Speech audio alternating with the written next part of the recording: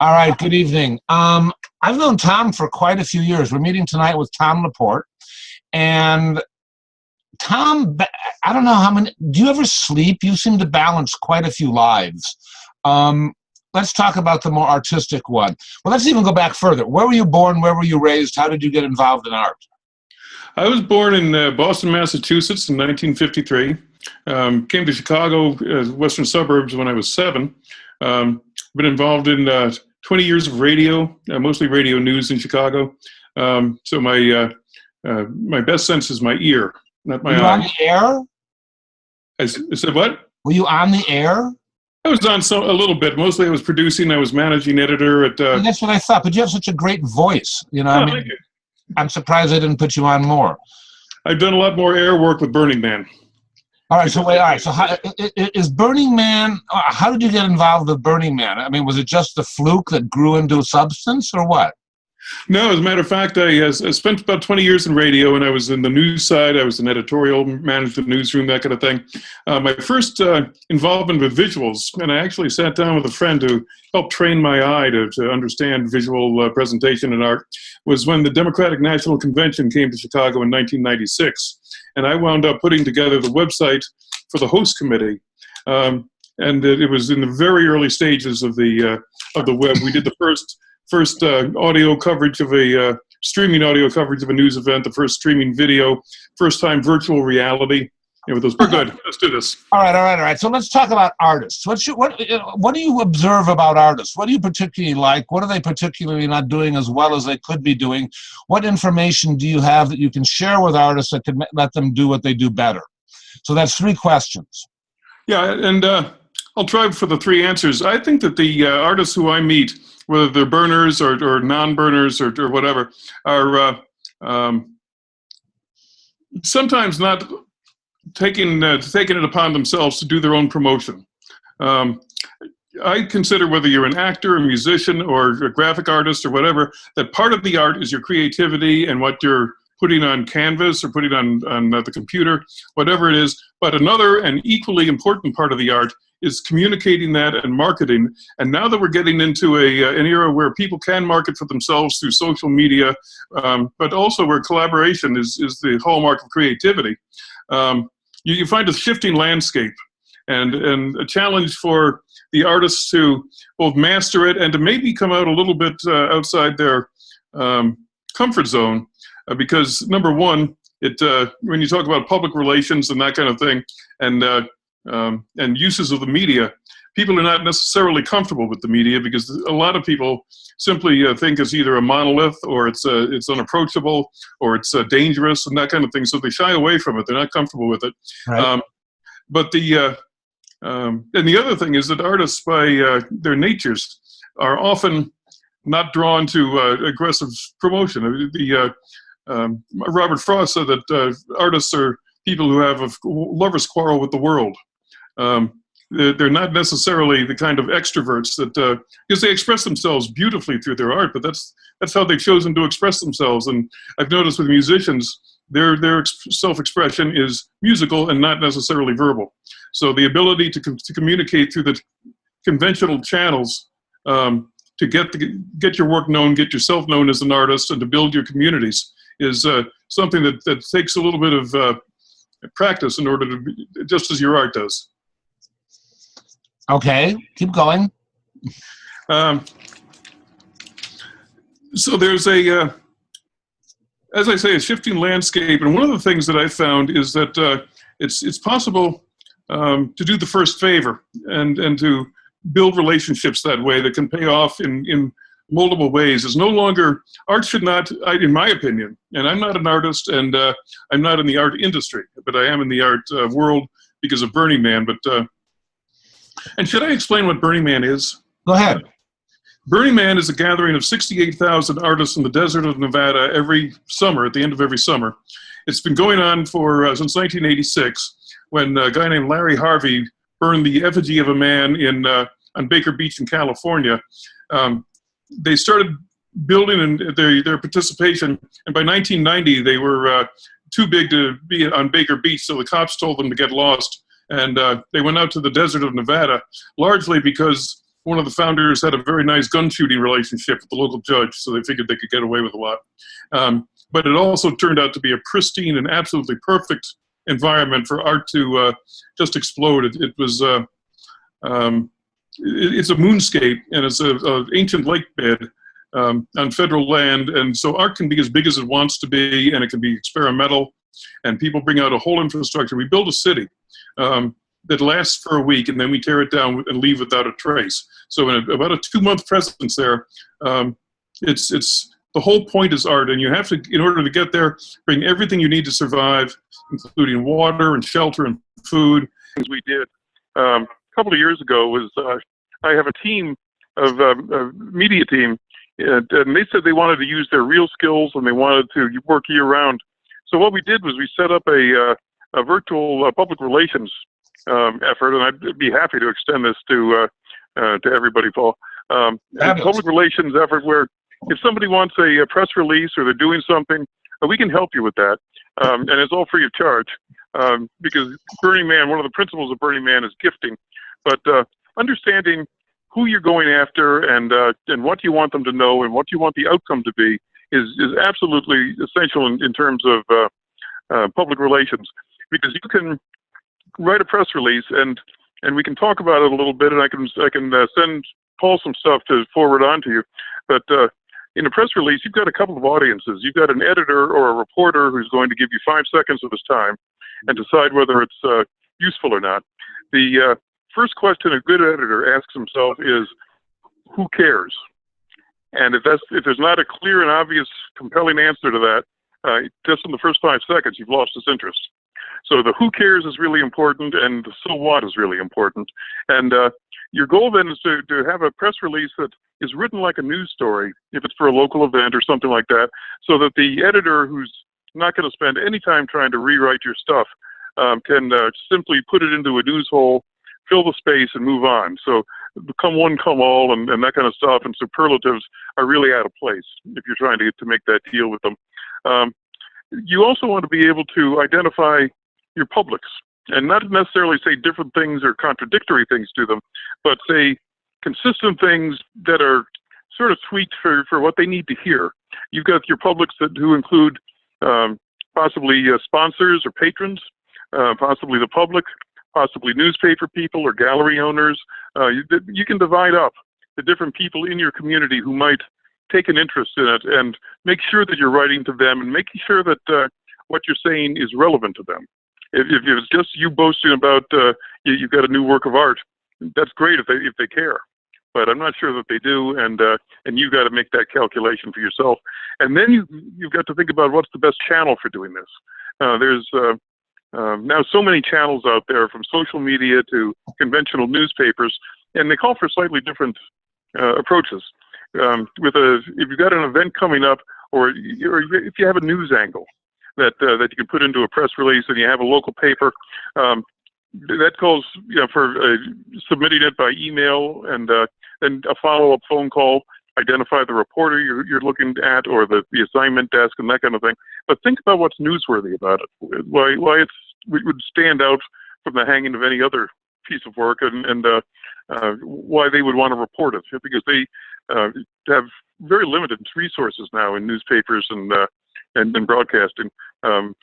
Fewer and fewer reporters, and so they're making a commitment. You're asking them to make a commitment of maybe 1/4 of the resources to come cover you, and you've got to think that through on their behalf. And remember that they're not there to celebrate your art. You're there to solve their problems in that relationship. And in terms of social media, social media is a good thing, except when you're trying to. We've had our challenges with it tonight, but what it does is sort of emulate human interactions and human relationships. And to the extent that you use it that way, and think through the process of getting somebody to buy something, or to know you as an artist, or to build your reputation, or expose people to your body of work, to that extent, you have to see it in the same way that writing is just a representation of speech, and speech is just a representation of ideas. You have to remember that posting something on Facebook, or doing something with Twitter, or Pinterest, or any of those platforms, is a means to an end, but the end is unchanged through eternity. It's to have a relationship with the people in your marketplace who you want to reach and who you want to have do something for you. Now, I can tell you just parenthetically, there's 5 steps to persuasion. And if you're trying to persuade somebody to buy something, a work of your art, a piece of your art, you've still got to follow these every bit as much as if you were selling shampoo or asking for their vote. And the 5 steps of persuasion include first getting their attention. And as we just talked about with getting the attention of an editor or somebody through a social medium, come up with some reason and work with others. The age of the solitary lone genius. That may be a phase of what you do, depending on your style and your approach to art. But the other elements of this are sometimes complex enough or require a different kind of expertise than you have. So don't be afraid to partner with people, to meet up with folks and ask questions and that kind of thing. So getting their attention, though, is the first step. The second is addressing a problem or raising a problem that they may not value as much as you do, but that's something that you create for them that they can't ignore. Because doing nothing is one of their options. But presenting them with a problem, whether it's their house is kind of dowdy or their life needs to be changed or something like that. I mean, you know the art buyers much better than I do. But then present your solution, and pretty much to the exclusion of others, and let them visualize life once they've adopted your solution, and then move them to action.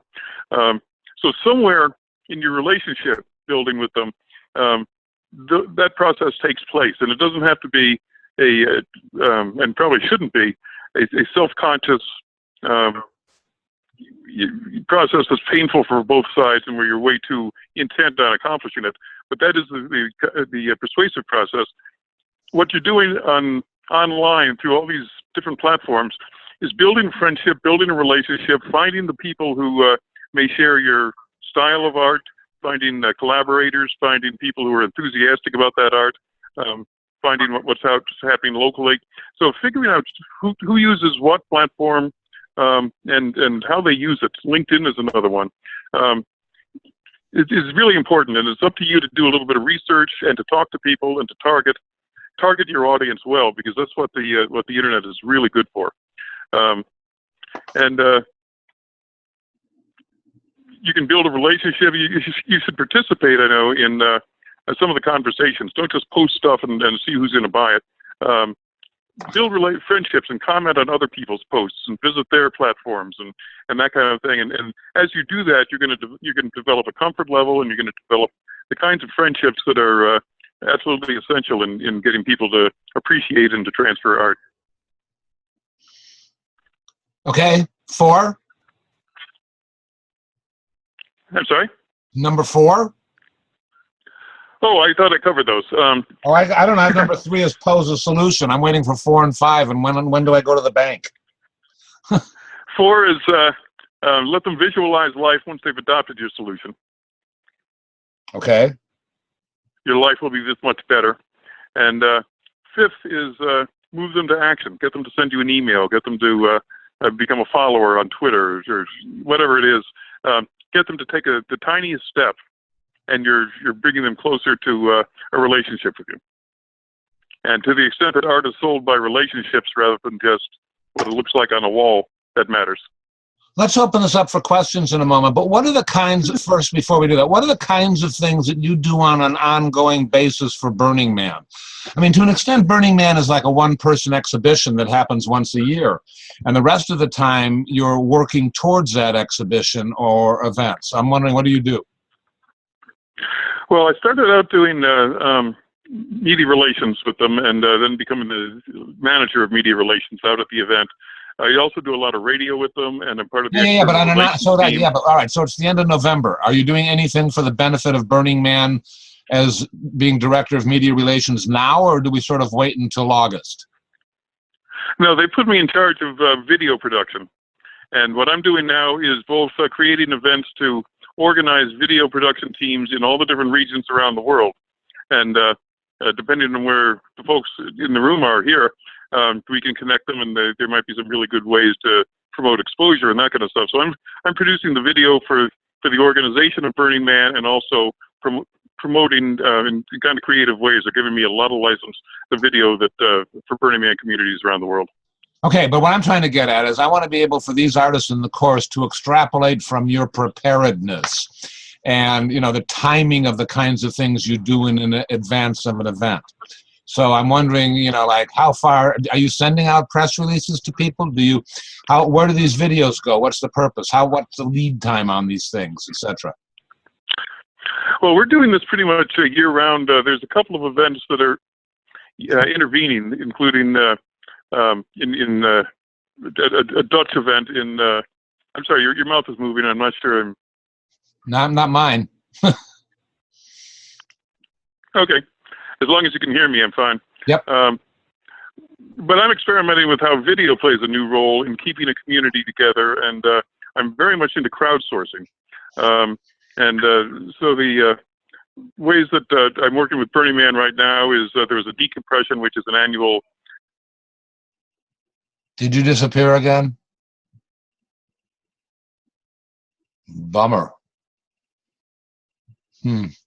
So we've lost the video. Did we ever have the phone?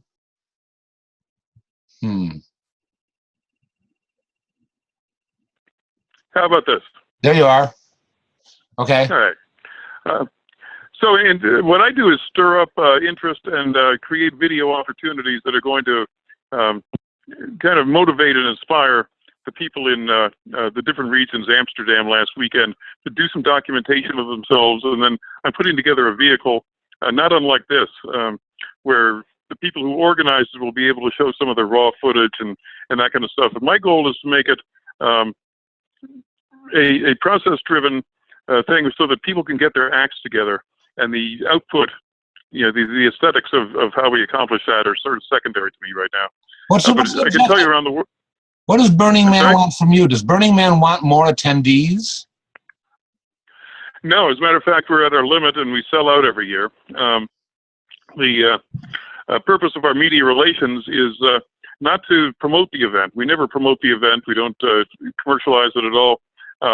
What we do is protect the participants. So we sign agreements with all of the press and the photographers that they will let us look at their work and approve or disapprove before they publish, because it's a private event on public land. And what we want to do is protect the participants who are out there for their radical self-expression, and if that includes nudity, we don't want to compromise their privacy, and we don't want illegal activity being photographed. And so we make that deal with the photographers, and we then are able to enforce it. But we're not promoting it, and we're not. But we are working with artists on how they promote their art, both in their hometowns and also in on La Playa. And on La Playa, which is the place where Burning Man takes place, the desert, you've got 300 or 400 reporters half a mile away from where this incredible art's being built, and they don't meet each other because they're trying to overcome dust storms, and there's connectivity problems and all kinds of challenges. And they've been working all year, and a couple of the team members are having a meltdown. And so the artist, unless he's got somebody dedicated to making it happen, often loses out on the kind of exposure they're entitled to and would love. Cool. Sam, you had a pretty direct, simple, straightforward, easy to go question. Let me unmute you, and then we will go elsewhere. Go ahead, Sam. Yeah, is it only for artists to participate, and can a single artist do it, or is it it's really a community of artists joining up, and is there an audience? Like, can spectators just go? Oh, absolutely. Yeah, everybody's considered a participant. There's no such thing as a spectator at Burning Man. And anybody in this group that has any interest, I'll help you get there. But what happens is people form camps and take care of each other in terms of a kitchen and shade structures and survival and that kind of stuff. Everybody's welcome. I mean, it's the first principle of Burning Man is radical inclusion, and so I totally recommend it. And it's you can show your work, or you can get involved with somebody else's work. It's a pretty immersive experience. And in terms of who sees it, that depends on how good you are at getting seen. As I mentioned, a lot of artists are. Yeah. I guess, sorry, I guess I meant, like, can I just go and see what happens at Burning Man as a non-artist, as a non-participating artist? Absolutely, and I recommend that because it's never what you expect it's going to be, and you got to give yourself room to find out what it is for you, and then the second burn you might want to bring some direction to it. But in terms of showing up, I totally recommend it. Yeah, that sounds great. I got to check that out. It's become a subculture, so it's not a festival. They don't even use the word festival. It's an actual city with departments and that kind of thing, and a culture of generosity that works more than you could possibly believe. It's artists will stop in their tracks no matter how busy they are to help somebody else succeed, or if a need arises, or that kind of thing. And the gift economy is absolutely real. Yeah, I've always wanted to go to Burning Man. All right, Sam. Get hold of me through Paul. Yeah. Okay. Thank you, Tom. Jill, I'm coming. Hold on. You are unmuted, Jill. Go ahead. Hi, Tom. Thanks. I wanted to ask you a little bit more about the video part of Burning Man. What's the program? Well, there's about 300 or 400 video projects and reporters who we allow on. It was working. What happened? Did you go away? Nope. I can't hear you without the phone. Did the battery go dead? Battery's fine. Okay. Now I can hear you. Now I can. All right. I'll be ready to dial in when it happens again. All right. We allow about I'd say 300 to 400 reporters to come in, and of those, maybe there's 50 or 60 approved video projects where they just bring all their stuff and they work and they take it home and edit it and that kind of stuff. We don't want the place to turn into a TV studio or to compromise people's burning experience. So we limit the number, and we also don't want to give people false hope. So if they say we're going to do something that is so far overdone, or it's clear they're not ready, it's their first burn or something like that, we'll just discourage them from doing it or deny permission. What about a more art video, making projections, things like that there? There's a ton of that. Mm-hmm. In terms of projections, there's plenty of stages. There's some pretty big sound camps. The city's laid out like a clock, so you've got a 2 o'clock and a 10 o'clock, and that's where they put the huge sound domes. But there's plenty of music camps elsewhere, and if you're a projection artist, you're looking at some of the cutting edge stuff, the experiments people are doing. Burning Man is a really good petri dish for technological advancement and for trying things out. So is that what you do, is projection? Yeah. One thing I've always been hesitant, though, is just how do you, like the generators and just all the stuff, or is that there already? There's an infrastructure at center camp where there is continuous electricity, that kind of stuff. But in terms of where you might be showing, or what camp you might be showing in, that's the kind of thing that people work out. There's plenty of generators. If you want to do this, get hold of me through Paul. I'll be happy to get in touch with or help you understand what camps are approachable and who might be interested. And then if they do or if they don't have a generator, help figure that out. Improvisation is one of the bywords of Burning Man, but because everybody wants to help each other succeed, if you have that intention, I guarantee you'll get it. No, I'm very interested. Oh, cool. Thanks, Tom. That was good. Deanna, go ahead. Okay. I've been to Burning Man and I have taken art there. You talk about the publicity and letting the public know ahead of time, but I'm trying to figure out, how do I publicize when my art isn't done? Do you understand what I mean? Yeah. If you have early drawings or renderings of it, or models or something like that, that could be just as compelling and just as interesting to people. And you also have the ability to tell a process story. because you're not only talking about how the art's constructed and that kind of thing, how it's made, but also the rigors of getting out there and bringing the art, and if there's a test period that has to take place, that's all interesting too. I've done what I did for 4 years, I did the in-flight audio for all the airlines back in the 80s.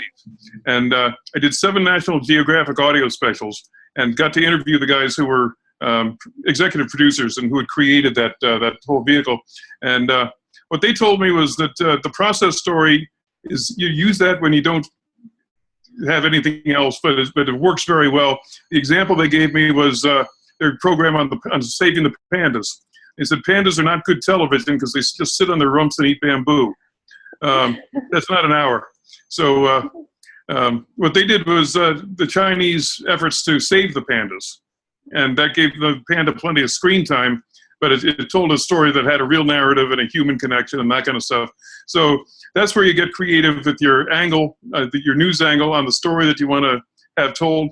And if there's an opportunity to show your work in town before it goes out to the desert, that can also be a story. So it's a matter of figuring out what's going to make a difference to people and what's going to make for a good story.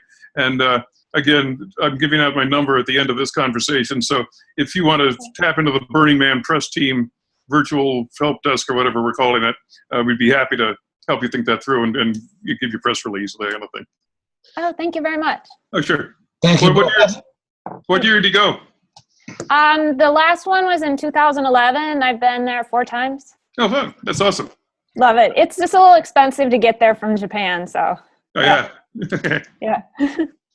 I think it's always interesting, Tom, and challenging for an artist to sort of think like a not artist, or to think about what the appeal is. I mean, Deanna does something interesting, but she's got to present it kind of like in layman's terms. So she almost has to think about a NASCAR fan, or, you know, some kind of something that appeals to a larger common denominator, broader audience. You know, so it's sort of challenging. It's interesting. I try to pay attention to art articles that appear in non-art places. You know, and what was the headline? It has, you know, maybe it's about the man paints world's biggest alligator, or, you know, it usually involves something like that. But that's kind of the approach that I think you need to look at. If you're trying to do something with art that isn't quite done yet, you have to, even if it is find the broader appeal. Get somebody to click on that link or turn the page or go to that spot, you know, that link, whatever. I think there's one more question, and that is from June Yokel. June, proceed. June. Oops. I unmuted Becky. Go ahead, June. Oh, hi, Tom. Nice to have you here.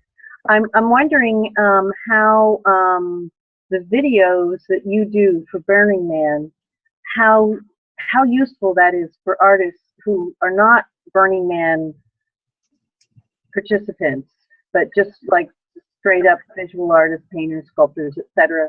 How useful you think that is in terms of promoting yourself, in what context?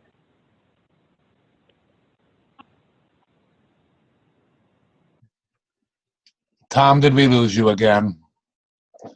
Oh, we lost the video of Tom. I think oh, here he comes. Hold on. You're unmuted, Tom. You're muted. You're unmuted. Go ahead.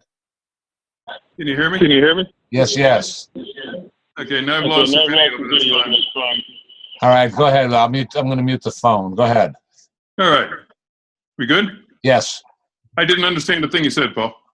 Oh, we're good. Did you hear June's question? Maybe not. June, sum it up in a sentence or two.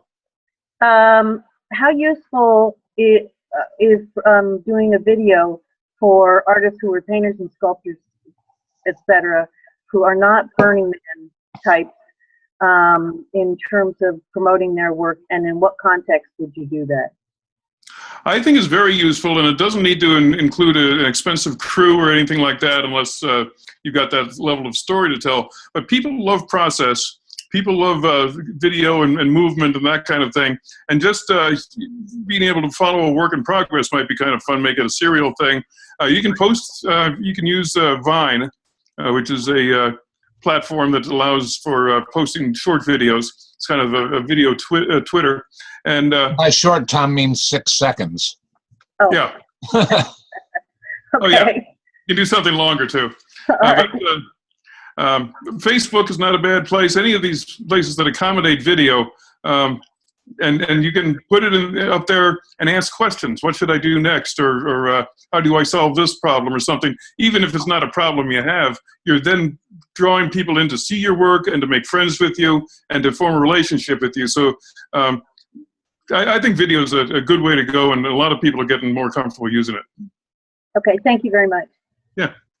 Cool.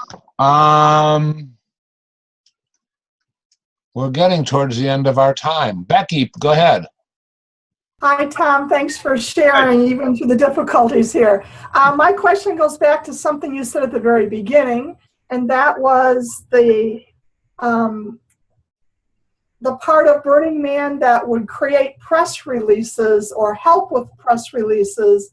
And I guess I would like you to go back to that subject and tell us again, for artists who aren't likely to be a part of Burning Man, how we would access that resource and what it might mean to us. I'll get it all to you. It's June, right? Yeah. I'll get it all to you. Go ahead. I'm sorry. Get it all to you through Paul. A couple of things I'd love to mention, though, is that Burning Man is an increasingly well-known event, but it's not the only place that these things can take place. One of the things I'd like to recommend is that you look at what's happening in your hometown or in the marketplace where you want to be, and see if there's some way that you as an artist and as a presence can enhance the proceedings. If you have, what we have here in Chicago, and I think it's becoming increasingly popular elsewhere, is live art, live painting, where people will set up their easels and their canvas, and they'll paint while the event's going on. And it draws a lot of interest. It gives us kind of a hip tenor to the thing, and people will ask questions and become friends and that kind of thing. So your ability to make other people's efforts look good is part of what an artist can now do in ways that weren't really common and still aren't all that common. But if you find that there's an event going on and you call up and say, hey, would you like some live painting? Or would you like some art on your wall while you do this? Or that kind of thing. Look for the opportunities to do the first favor, because then people, if you make other people look good, they're going to want to make you look good. And they're going to want to reciprocate some way. That's just human nature. So feel free to explore that and explore it with me. I'm convinced that both through the video network I'm setting up and through the accomplishments we've had in the past, that this might be an awesome opportunity for the stuff we've put together to be only slightly recast and made available to the artists outside the Burning Man realm, because so much of it really applies, including the changing voice of, or the changing role of art in our communities, but also the changes in the ways that art can be funded. One of the things that crowdsourcing allows for is that people can, I'll tell you, there's a Halloween parade a couple of weeks ago that I've taken over that same Halloween parade that got me to the burn the first time. And I was talking about circus performers and fire and that kind of stuff, and the organizer said, why don't we, or how much is this going to cost us? And I said, we don't want your budget. What we'd rather have is your partnership in raising money for the artists. That was kind of a mind blower to them. They breathed a sigh of relief and immediately got creative. They got it much faster than the artists did, by the way. And I'll get back to that in half a second, but they immediately said, we'll have a reception at the bank, we'll have a bar night for them. They volunteered to make sure that all the artists got hired for the bars after the parade, guaranteeing them some sort of income. They really got down with it and got creative, because they were now on our side. We were not adversaries, and instead of trying to calculate how little do we have to spend, they were able to ask themselves, how much can we raise? And that was a fundamental shift in fundraising for an event and for the artists. And I think that has application in all kinds of places, where you could turn people into partners who were not available for that before. And we did another thing. We put up a green screen and had people doing funny things in front of the green screen, and then put surprise backgrounds after the fact and emailed it out to them with a request for a donation. And that worked pretty well. one of the things that, and I'll just conclude with this, my answer, is that creativity is a commodity that applies in all kinds of different realms, and you can be creative as all get out in your art, and be a little less creative in some of the other aspects of your art.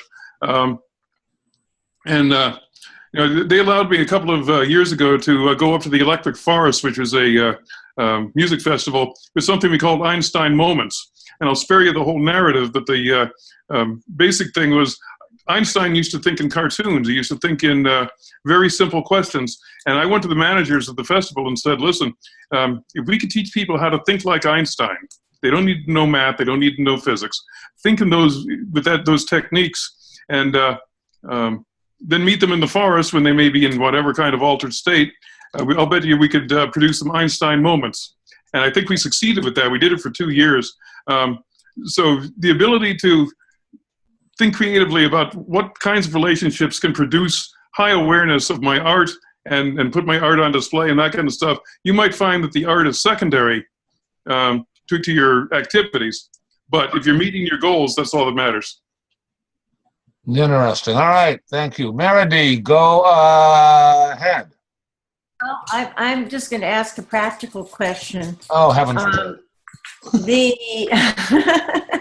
Well, the logistics of the place. I mean, there are terrible sandstorms that come up, and I mean, people who are painters aren't going to want to take a bunch of paintings I mean, I don't quite understand what the role of a visual artist would be there, other than to create an event-specific kind of activity or something to share.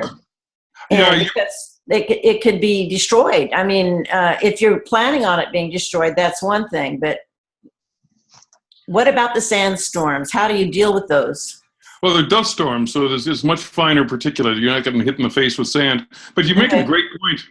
It's not for everybody, and you're not going to be allowed to sell your paintings. If you want to get into a crowd that's collaboratively creating stuff and build a base that way and have an awesome artistic experience, that's available to you. But I'm not recommending this for everybody, and I certainly don't think that you would want to take anything that you couldn't afford to have blasted with dust. Well, and also, I mean, just for yourself, I mean, some people can't handle, like that kind of being in the elements like that. And not that it's bad all the time, but it does happen. Well, people take good care of each other. The shade is taken very seriously, so is safety, and so is shelter. Those storms, they happen once or twice per burn, which is like a Monday to a Monday. And people take care of each other. You're not going to be stuck out there getting hit. Total strangers will take care of you. Okay. Thank you. All right. I think we've come to the last question again, and somehow Sarah seems to have snagged that spot again. Go ahead, Sarah. Hi, thanks, Tom, for speaking with us. I'm wondering about the services that the marketing team provides for artists. Is that only for visual artists of Burning Man, or is that also for the performing artists, like the fire dancers, the aerialists, and some of those?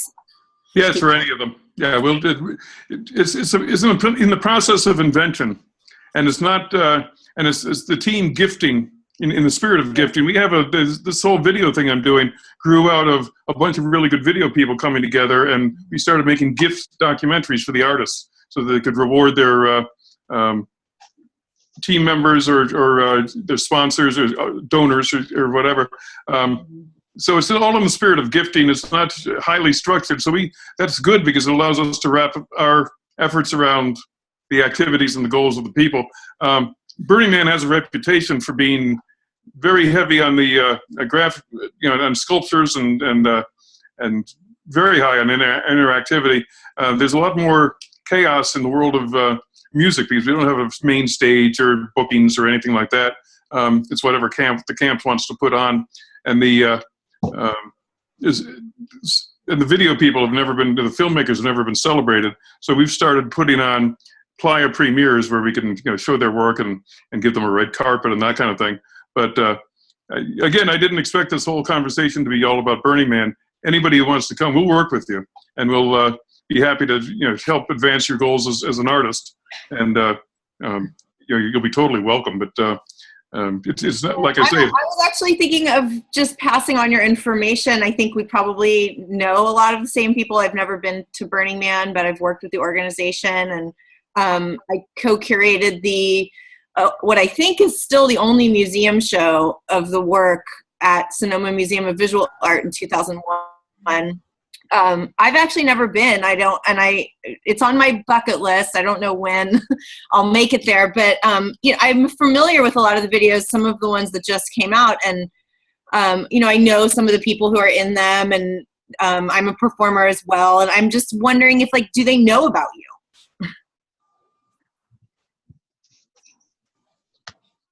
Oh, I think he's frozen. Did he freeze again? Wait till winter gets here, Tom. It's going to be really cold. Hey, does anybody know how much Burning Man costs? It's about $500 to $700. I think you can get a low income ticket. Okay. I guess for a week that doesn't sound outrageous. Interesting. All right, Tom, are you gone? Are we ending this without you? The video's here. He's there. Tom, let me mute that. Tom, are you here? No.